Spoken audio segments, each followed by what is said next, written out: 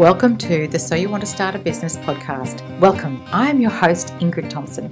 This is a podcast about and for entrepreneurs and leaders who think big, who take intentional action to create business success, financial independence, and who make a difference in the world.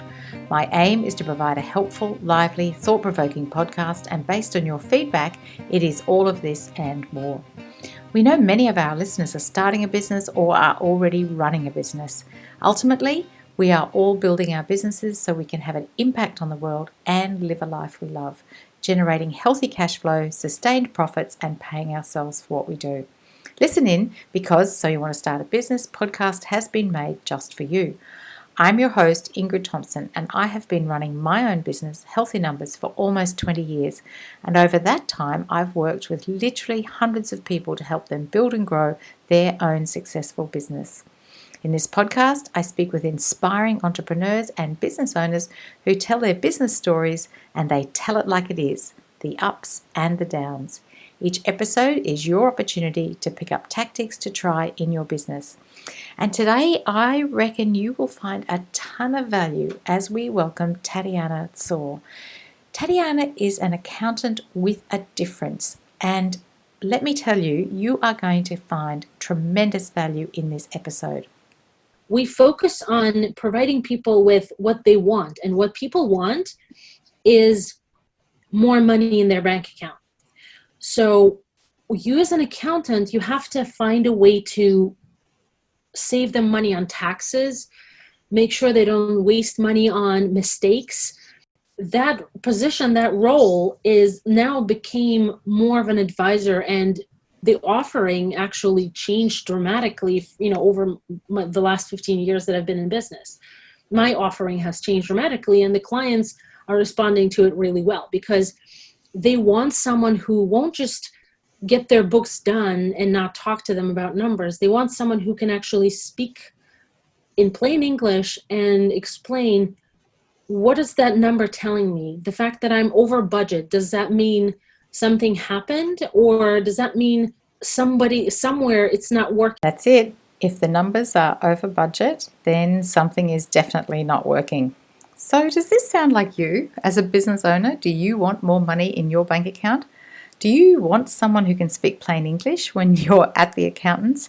Tatiana is one of these new style of accountants, one who believes in helping you understand what is actually going on in your business. What are the numbers telling you? I talk a lot about being the 1%, and I truly believe that Tatiana is part of the 1%. It would have been so easy for her to cancel this podcast interview. She had no power in her house for the past few days. She had just cooked dinner on a gas stove in her back garden. Not only was she in the middle of a pandemic and lockdown, she was also on the east coast of the US in the middle of a hurricane. It takes grit to show up late at night for an interview for a podcast. I'm in awe of the fact that she was able to show up and be as fabulous as she was in the middle of all of that. Listen in for what she says about the changes she made to her pricing model. She was really working hard and her business was busy and she had a lot of clients, and yet this was not reflected in her bank account. Something had to change, so she talks to us about value billing, and this works for all sorts of service-based businesses. So if you have a service-based business, listen in to what she has to say. We talk about how do you put all of your experience, knowledge, expertise, how can you reflect that in an hourly rate? And the truth is you can't. Value billing is the only way to go, and we talk about that in this podcast. We talk about how to value yourself more and being protective of your expertise and your time. Tatiana talks about being a profit-first professional, a growing cohort of accounting professionals across the US.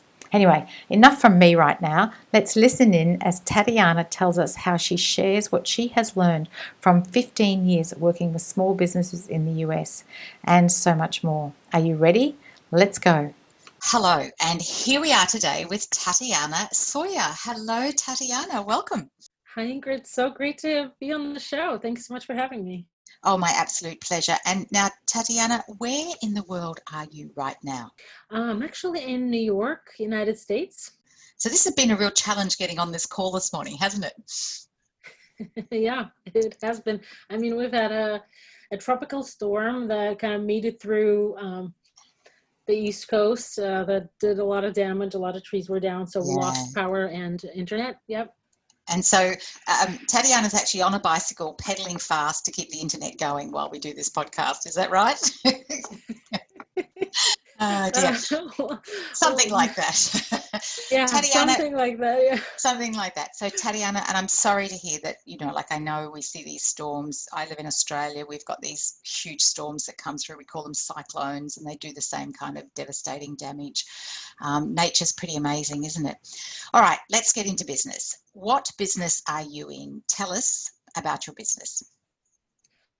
So I'm an accountant. I'm certified by New York State, but I can practice in the United States. And most of my work is providing tax and accounting services, advisory, and support to small businesses and their owners.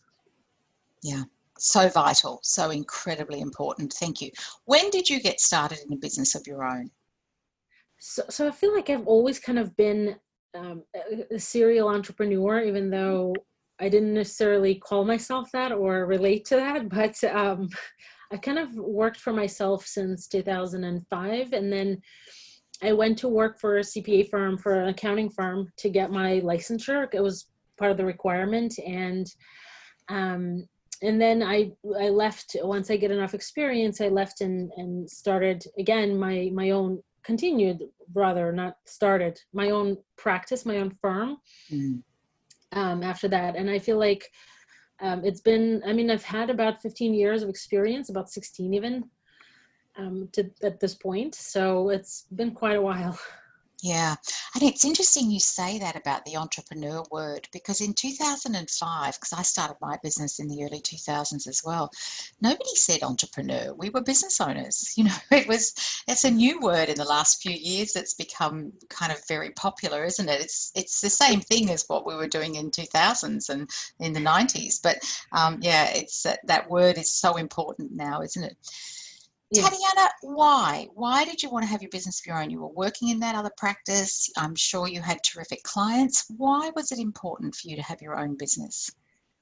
I always saw myself as being my own boss, and kind of running my own schedule was always important for me. And, when in accounting, especially in the United States, there is this notion that if you want to be successful as an accountant, you have to work 6 days a week, and you have to work yourself to death to, for somebody else, if you want to kind of go up the corporate ladder and so on and so forth. So I never saw that as an attractive career path. And when I got pregnant with my daughter, I decided that I don't want her to go to experience the stress that I have to put myself through, the stress of tax season, of the filing season, and I quit.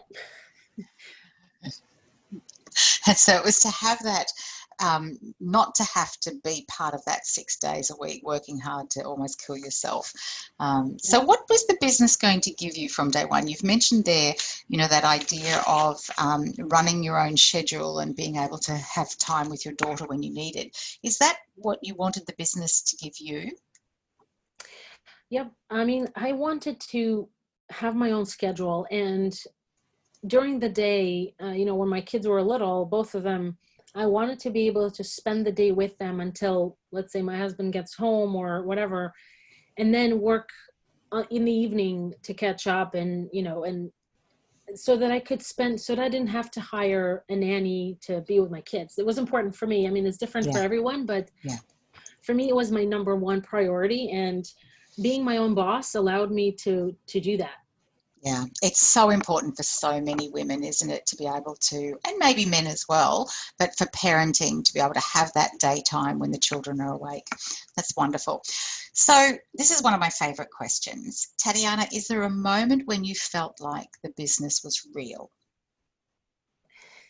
When you said to yourself, go ahead. Yeah. It's an interesting question, because up until probably 3 years ago, I didn't consider myself to be in business, which is really funny for an accountant to say, because I developed passion for accounting when I was in college, and I just looked at it as something that I love doing and I get paid for. So I never really considered it a business until I realized that it is a business and I should treat it as such. And I want my firm was nominated and made it to the top 15 in the Intuit's Firm of the Future contest. It was one of the 3 US firms that made it that far. And that kind of propelled me to say, wow, you actually have a business here. Like, you should treat it as a business too. So Wow. that's the moment. Tatiana, congratulations to be in the top 15 in the world. Is that what you mean? Yeah.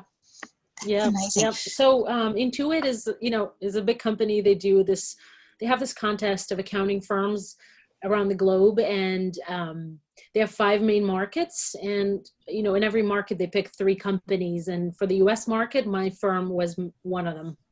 Isn't that just astounding? And all this time, you're still in love with accounting and loving what you do and not really thinking about yourself as a business. And then this comes along. That's fantastic. So Intuit's the one that's connected with QuickBooks and that, isn't it? It's one of Yeah, the yeah, yeah, softwares. Yeah. yeah. So I'm guessing that's the one you use, isn't it? Yes, it is. Well, congratulations. And that, so how did you, so you're in that top 15. That's just amazing. Okay, so customers. So you must have, when you were in your accounting firm that you worked for the other people, you would have had customers, you would have had clients. How did you know that you were going to be able to work with small business clients? How are you going to be able to be different? What sort of customers were you going to be able to attract? And how did you know customers wanted what you were going to offer? Clearly people need an accountant, but how were you going to be something that somebody offered? So, it's actually a very interesting kind of approach, and I came to it in the past couple of years, and I realized that that's what was happening. In the United States, almost every person has to file a tax declaration at the end of the year. Yep. It's different for other countries, but in the US, as a regular individual, you have to file as well. Yep. So naturally, with over 300 million people, you have a lot of clients for an accountant. So, but for decades in the United States, you've had accountants position themselves as providers of something that's required, that's necessary. So filing a tax return is necessary. It's what you have to do as a person, as a US citizen. And people hate it. They hate to pay taxes. They hate to think about them. They hate to file them and deal with them. And because of that, our position as an accountant was sort of like necessary evil for many years. And when I started out in my career in 2005, I started out as a bookkeeper, which means that I actually worked with small businesses who needed some bookkeeping done. And that kind of evolved because I realized at some point that, I'm not just providing record keeping for their business. They're looking to me to understand their numbers, to understand their business, what their numbers are telling them. So I became to transform slowly into this advisor as opposed to just, someone who's a processor. Yeah. And there are so many people who are still in that processor mode, both the clients and the accountants. And I just joined a group of progressive accountants who've wanted to do some things differently. And instead of providing people with what they need and they hate dealing with, we focus on providing people with what they want. And what people want is more money in their bank account. So you as an accountant, you have to find a way to save them money on taxes, make sure they don't waste money on mistakes. I've had clients who, because they had a budget, because they had a financial forecast, they found that, let's say a FedEx was changed their policy on pricing packages, and that was costing them thousands of dollars every month. So Wow. that position, that role is now became more of an advisor, and the offering actually changed dramatically, over the last 15 years that I've been in business.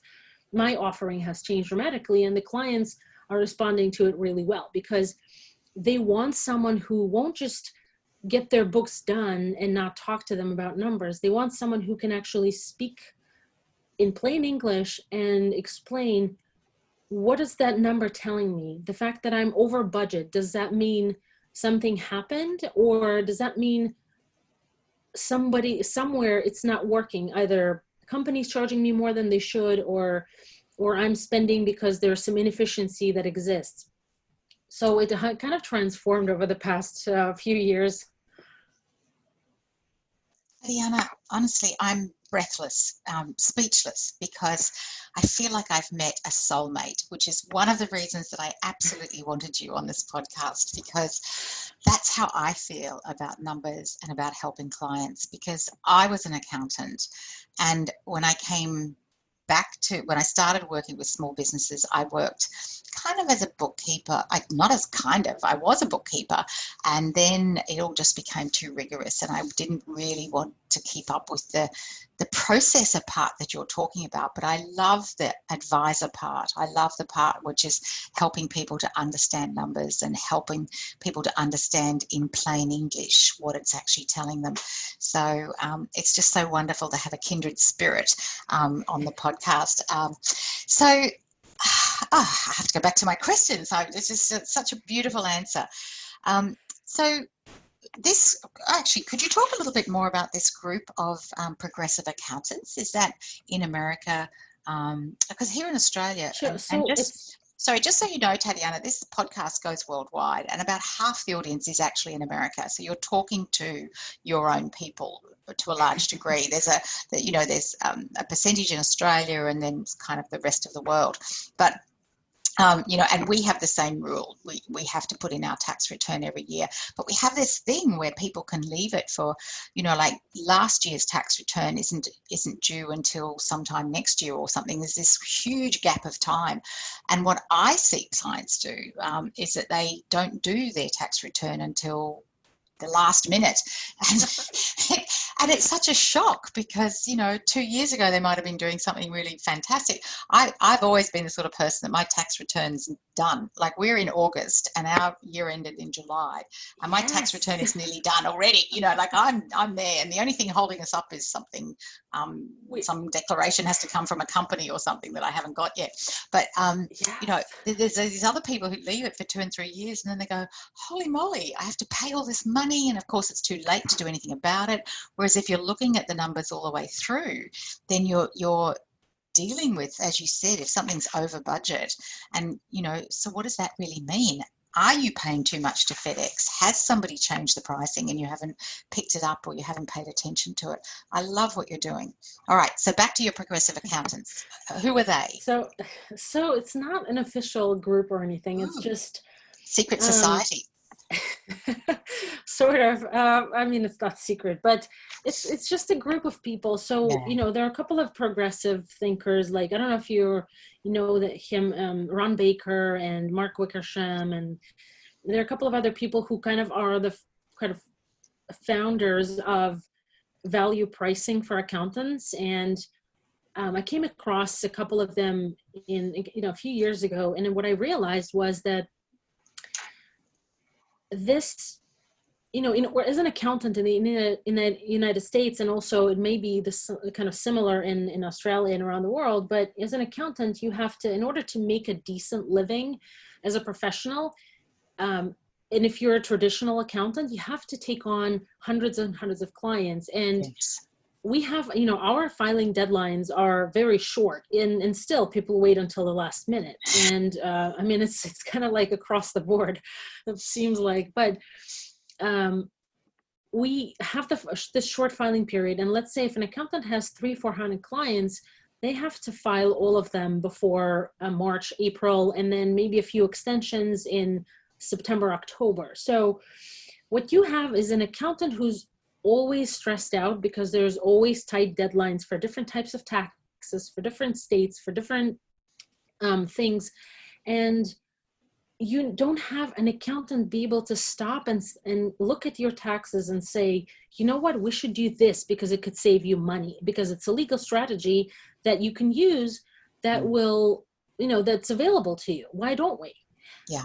Instead, you never really have that situation because the accountant is always super busy in order to actually, sustain ourselves as people, as individuals, pay for our own home and food and so on. We have to take on these hundreds and hundreds of clients. And that setup is actually a disservice to the accountant, and it's also a disservice to the client, because the client thinks that, oh, I have this great accountant, I can ask them a question. But the reality is that when you're asking an accountant who's been working day and night a question, the chances of them really stopping and considering all the factors of your situation are very, and giving you the advice that is right for you are very slim. Yeah, that's such a So good to point. go back to the progressive accountants, Yeah. So to go back to progressive accountants, so I came across Ron Baker and then Dominique Molina, and these people have devoted their careers to educating accountants to stop giving away free advice and start providing value in terms of support, in terms of ongoing advisory, so that business can actually stop money waste and actually grow and make smart decisions backed by numbers. And a bunch of us, we all met at these different trainings and different programs. And there was a couple of trainings on proactive tax reduction. And that is actually, to your point, should happen during the year. So when you file your tax return, it's actually just the culmination of a year's worth of work. So there's never a, unpleasant surprise at the end, during tax filing season for a client, because you've worked with the accountant for a whole year. So you don't get any surprises. You know exactly what's happening. You have it under control. Yeah. So that, obviously, that service is much more expensive because you work with an accountant throughout the year. But first of all, the accountant can focus on much less clients and really have the time for you to help you get what you need to get. So we all just kind of we all just kind of keep in touch. We have a couple of Facebook groups that we all belong to, and just use talk about strategies that are, because there are court cases coming out every day, and every court case gives you an opportunity to tell a client, well, you know what, this strategy just was upheld by the court, so we should use it for you, or the opposite. The strategy was just rejected by the court, so you know what, it's not going to work for us anymore. Let's look for other ways to save you money on tax. Wonderful. I just love that. Okay, so and the world is changing. When we've got some very progressive accountants here, and I have some in my circle, people that I know that are taking a similar approach to you, working with clients on a regular basis throughout the year, and then putting that tax return in when it's meant to be put in, or filing it, as you say. So Tatiana, can you talk a little bit about, let's come back to your business, and it goes to what you were just talking about there, this sort of just charging a fee to do a file, whereas you have a structure where you provide a service all year long. Can you talk to us a little bit about the viability of your business? How did you approach pricing for what you offer? If you're going to go from this advisor to a processor, from a processor to an advisor, what sort of pricing model did you have to think about? How do you approach the discovery of your own viability as a business? Can you talk to us a little bit about that, please? Sure. So when I was starting out, especially when I was starting out in tax practice, because the first part of my career was more bookkeeping and kind of controller type work. Yeah. And then I got some tax experience, so I was able to offer kind of a combined bookkeeping controllership plus tax filing at the time. So when I was just starting out, and this is kind of, I guess, applies equally to many accountants in the United States, but I was underpricing myself so bad. I mean, I was charging so little for my time. It's just, I look back at it and I just, it makes me cringe, because it's just, we are all sort of, we get into this habit of giving away our knowledge and our expertise, and not asking for people to pay money, because it's been this way for decades. So Tatiana, can I interrupt you there for 1 second? It's not yeah. just accountants. I work with businesses across many different industries, and it's common across many industries. This notion of not asking for what we're worth for whatever reason. And we could spend the next part of the podcast talking about that. But yeah, I just wanted to just add in there for the listeners. It's in health industries, it's in any kind of professional services, personal services, and in products as well. You know, I've had clients that have sold things for less than it costs them to make. So yeah, let's take that. So you started out charging way less. Yeah, but I knew that, I mean, my service is, at least initially, was something that everybody needed. So it wasn't, so I knew that there will be demand. It was just a matter of, you know, building my reputation and building my client base. And I was taking every client that would come through the door, but, you know, and I was making it work. I was giving people the price and saying, you know, and apologizing for the price right away. It's just, you know, so many of us are guilty of that. It's just ridiculous to even think about it. But I knew that my service, it was needed. I saw, you know, my colleagues that I used to work for, and many of them were charging a lot more. And I started looking closely to see what it is that they're doing differently. Some of them didn't even have accounting education, and they were charging triple of what I was charging. And and I just realized that, you know, they're providing not just something that people need to get done, but they're actually providing advice. So by looking at their business's numbers, they would tell the business owner, okay, you know what, I think you should do this because your numbers are telling me this, this, and that. And that's what I started doing. That's kind of when I had a pivot in my business. And I saw that that people don't care whether the bookkeeping is done right. They care about what it tells them. That's a really profound thing, because the truth is they don't know if the bookkeeping's being done right. I mean, yeah, I've seen bookkeepers making a pretty big mess of things. You know, yep. A reconciliation is a reconciliation is a reconciliation. So, yeah, but they want to know what the numbers are telling them. So then how did you change your pricing approach? Like, what happened to your pricing? So because and actually everything was sort of triggered by that nomination at the Intuit's contest. And, you know, they say that you're supposed to think big and go big, but for many years I was in that small mindset that, you know, I can't afford that, or I can't charge more because there's going to be somebody else or whatever. But then I realized that I bring in a pretty important skill to the table. And there are, at least in the US, there are so many clients per accountant that there's going to be enough business for everyone.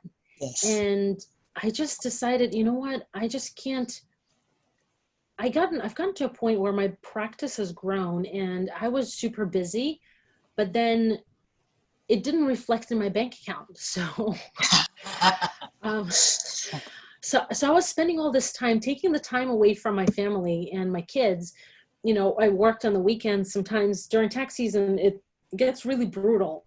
Sometimes, I mean, it used to, not anymore, but it used to get really brutal. And, you know, I would work 6 days a week. I would work 14-hour days, and it was just horrible. And yes, I was making money, but I wasn't making as much as I should have been making. So I just realized once I went to this, after I was nominated, I went to the QuickBooks Connect. It's an event that Intuit, holds every year for accountants and business owners. So I went there and I've met with these people, with these accountants. We hung out and we talked, and I realized that some of them had businesses where they were using value billing, which means that they no longer track hours. And I thought, oh my God, this makes so much sense, because honestly, how do you value my education, my 4 years of bachelor's degree, my master's degree, my continuous education that I put myself through to make my expertise even better, even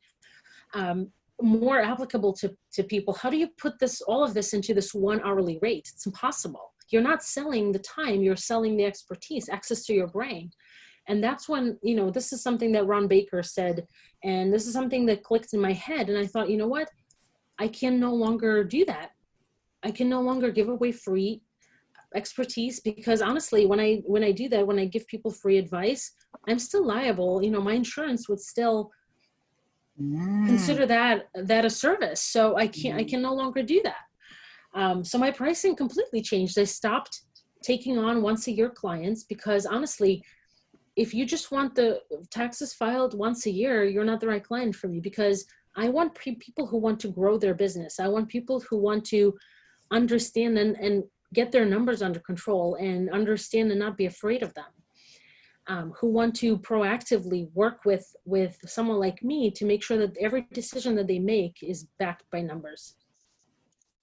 Tatiana, that is just music to my ears, honestly. And listeners, if you're listening right now and you have a business or you're getting started in a business, because I know we have a lot of people listening who are already in business because they want to hear the stories about other people. People love listening to business stories. Tatiana, shamelessly promote yourself right now, because this is the only advertising on this podcast is the individual guest. If Tatiana sounds like the accountant that you need right now, how do they get in contact with you? So I have actually a couple of programs that I'm launching and have already launched. So they can go to my website, and it's easy to remember if you just go to talktotatiana.com. It will take you right to my website and to kind of follow and learn more about what I do. My firm is also listed there, so you can find me. But I want to, my firm right now has gotten to a point where I don't take on once-a-year clients, but I also, my fees have gotten pretty high. So I've actually created something special for people who need it most, who are just starting out or are thinking about starting a business, but are kind of intimidated by numbers and taxes. I've started a little bit of like a mini coaching program. It's a 12-month mini coaching program. And I also wrote a book so that someone who's considering starting a business can actually get all their ducks in a row when it comes to numbers. Fantastic. And is that on the Talk to Tatiana site? They'll be able to find it there?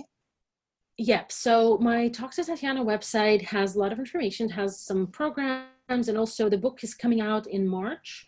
So it's available for pre-order, and the mini coaching is based on the book essentially, and it's available for sign up now, and the information is definitely on my website.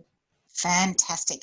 Tatiana, look, I know that people listening are just going to want to jump over there and get your assistance for this, because just listening to you and your approach is certainly the approach that I bring to business, and we can just help more businesses be successful by everybody doing their bit to help people be successful. Wonderful. Yeah.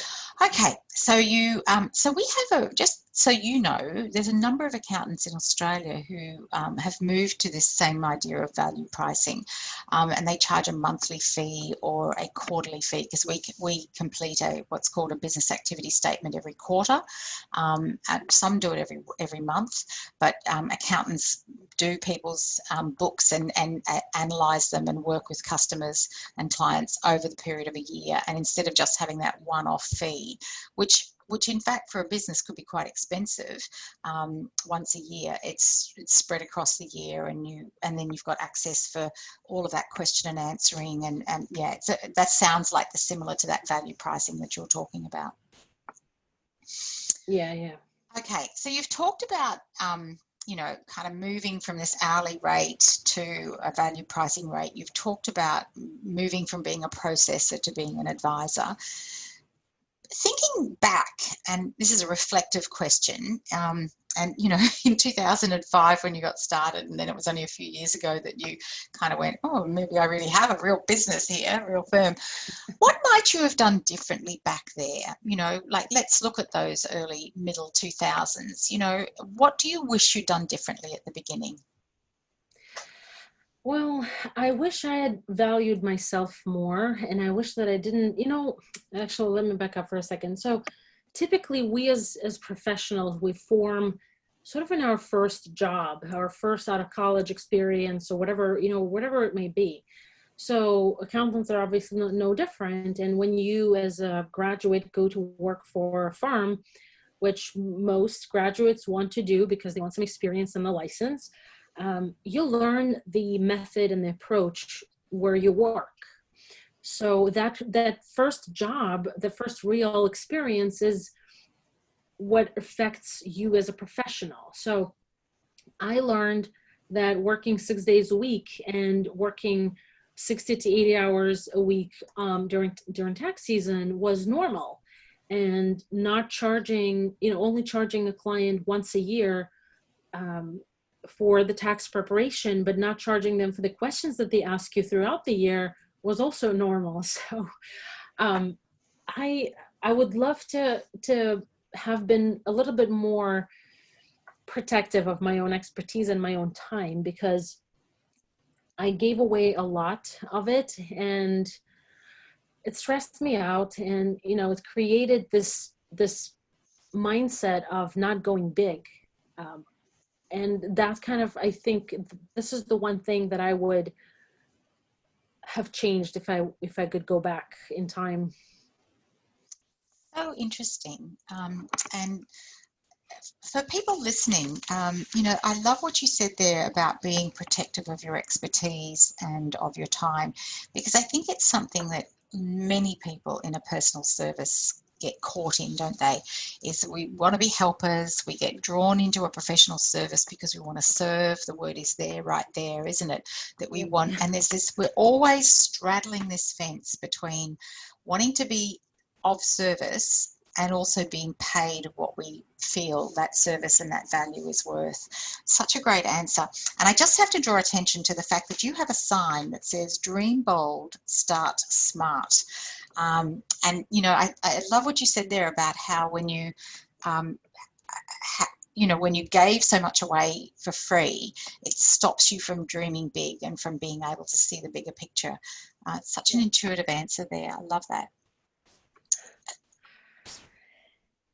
Now, if somebody could have told you something about running your own business at the beginning, is there something else that you could tell us about that you wish somebody had just said to you? If they had told you that, it would have made a difference.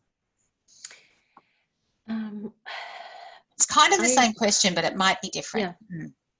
It's a little different. So I wish that someone had told me that it's okay sometimes to take a risk and invest in a coaching program or a course that would enable you, that would open up opportunities for you.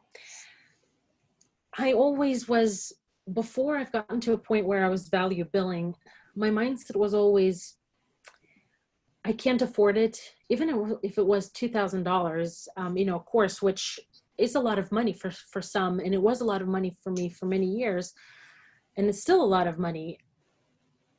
If I see that it will give me an opportunity to go further and do something that I couldn't do before, then I should have dove in and just done it, and not think about, oh, I can't afford it. Because what that does is it enables you to make it work no matter what. When you take a little risk.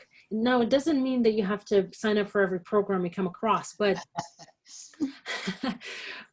making a decision and not just thinking, I can't afford it now. Sometimes there are opportunities that come up for us that we have to take advantage of. And I wish that someone could have told me, 5-7 years ago, that when you see an opportunity, dive right in. I mean, do your due diligence, do your research, but don't think that you can't afford it. Make it work.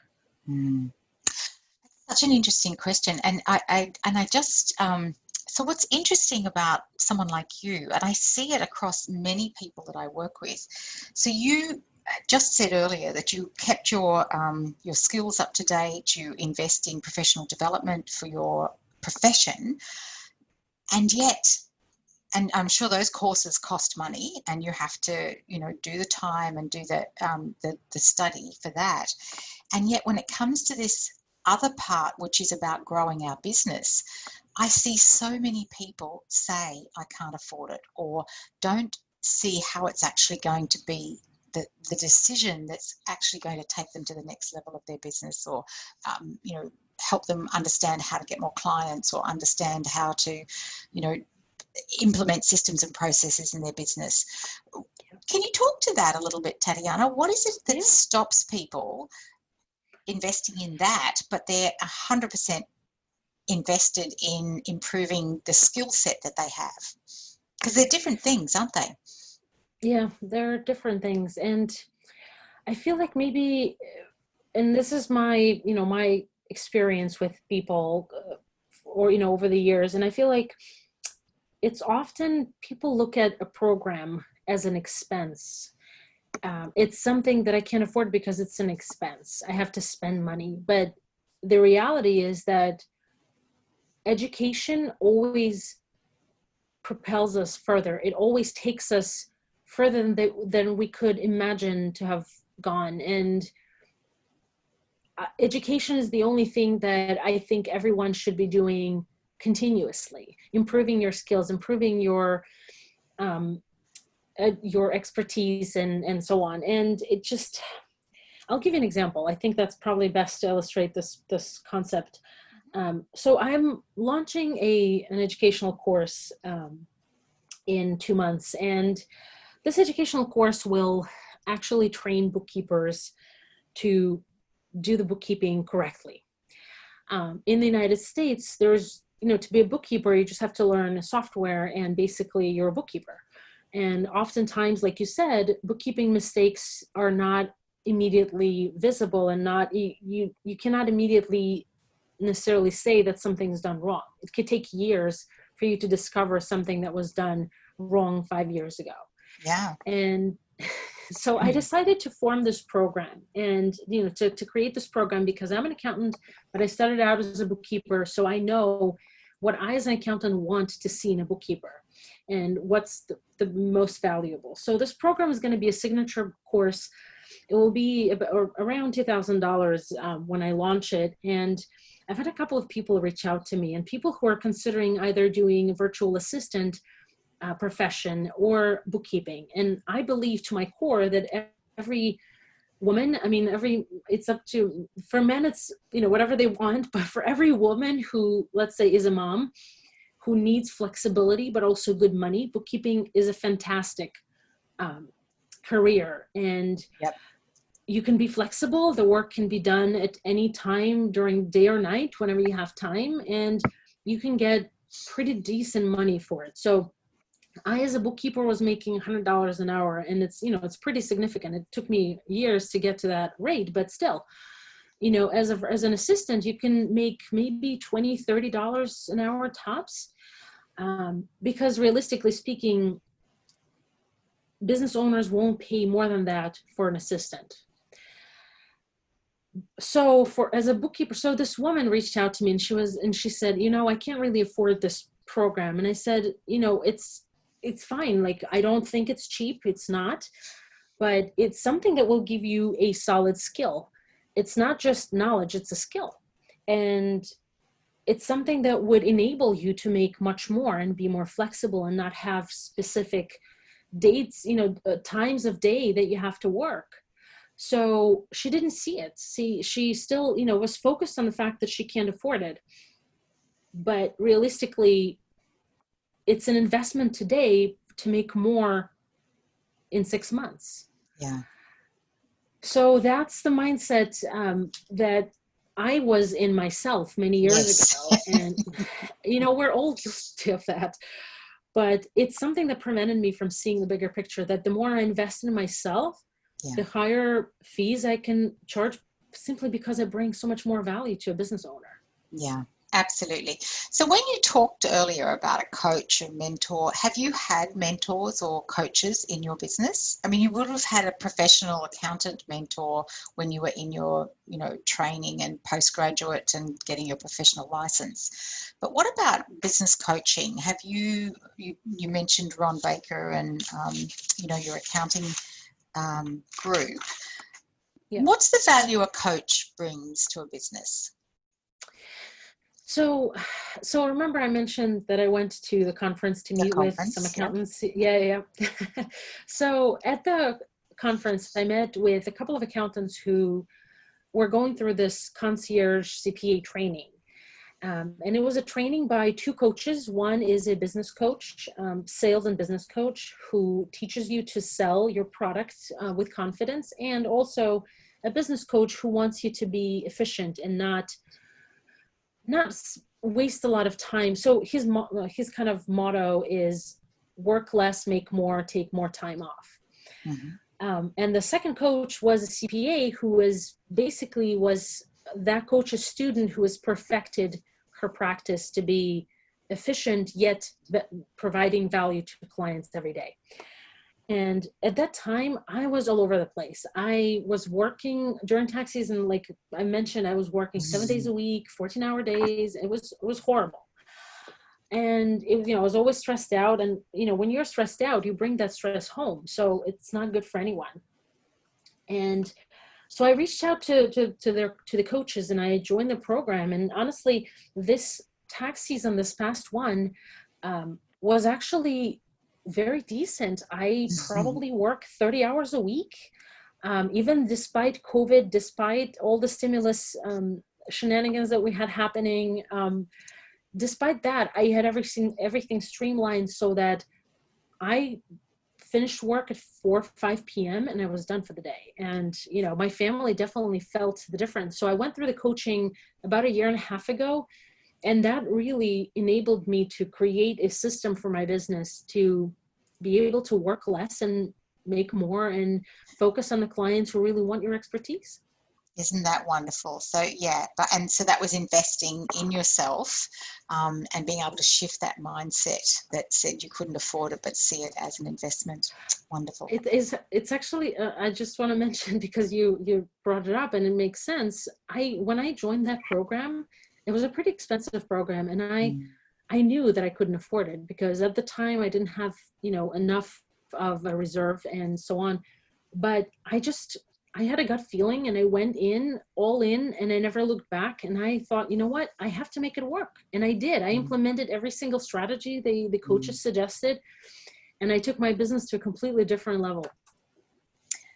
That is so wonderful that you say that like that, Tatiana. I was recently listening to somebody, and one of their positions on that idea that if this is the price and that feels like it's too much for you, that is actually the biggest signal that you need it.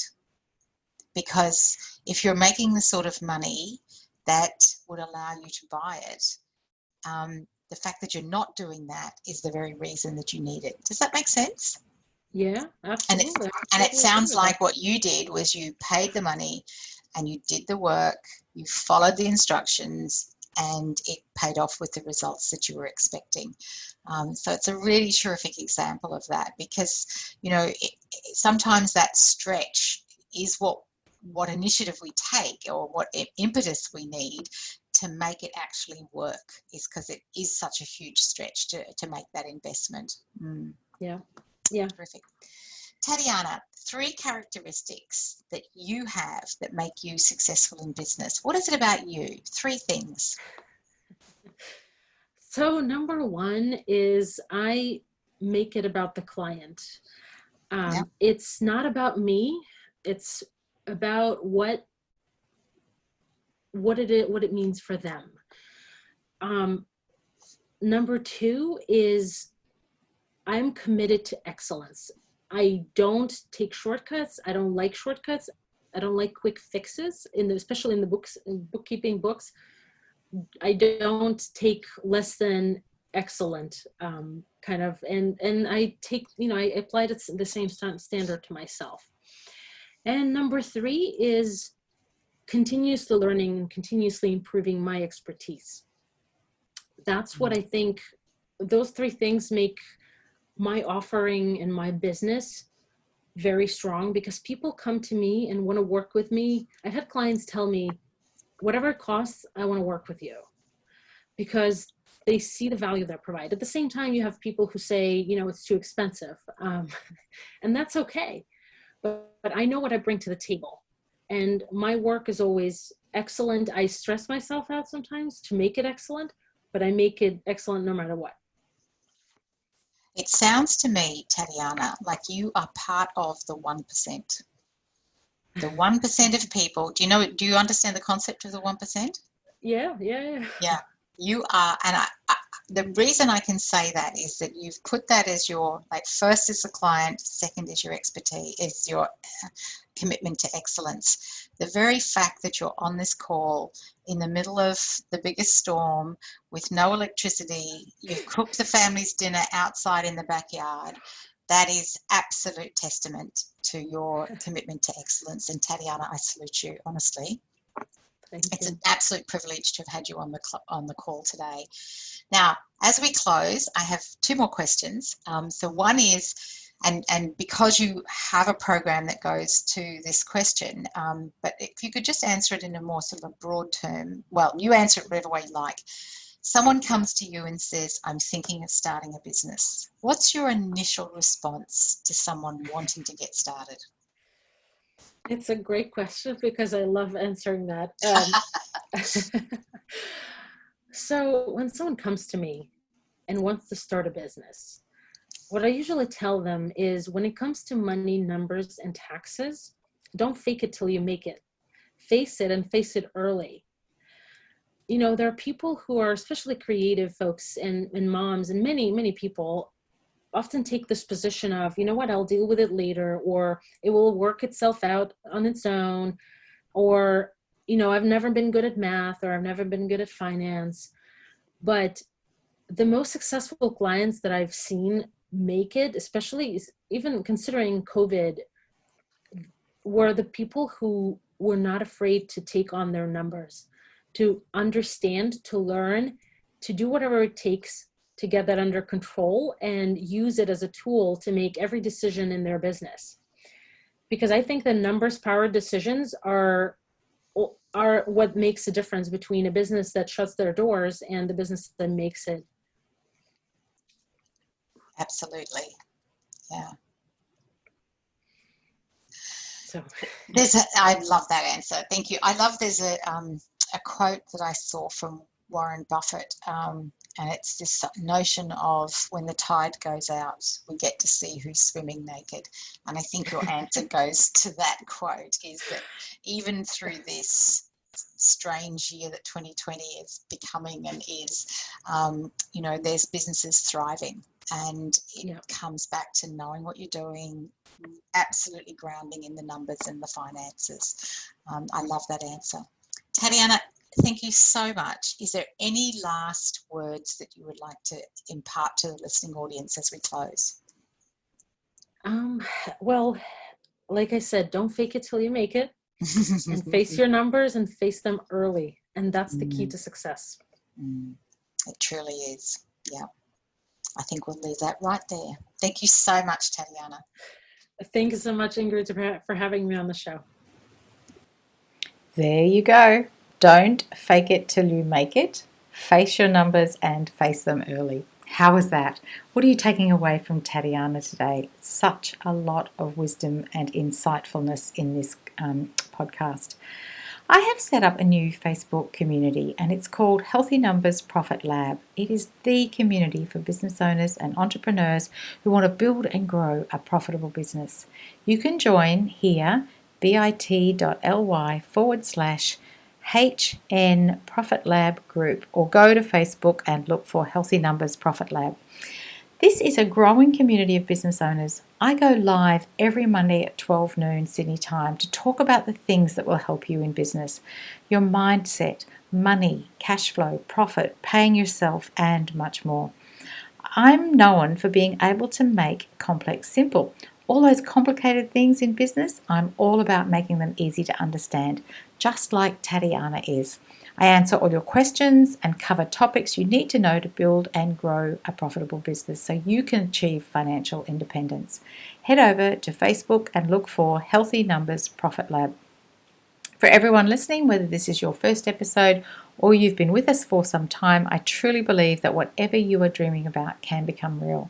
These podcasts are designed to inspire, educate, and inform about what it takes to start, create, grow a business of your own. We're here to tell terrific business stories, and if you especially enjoyed this episode, please feel free to share with a friend or a colleague. Make it easy to have all the latest episodes by subscribing. As we always say, ideas without action, well, that's what they are, aren't they? They are ideas. What action are you inspired to take today? Till the next time, thanks for listening.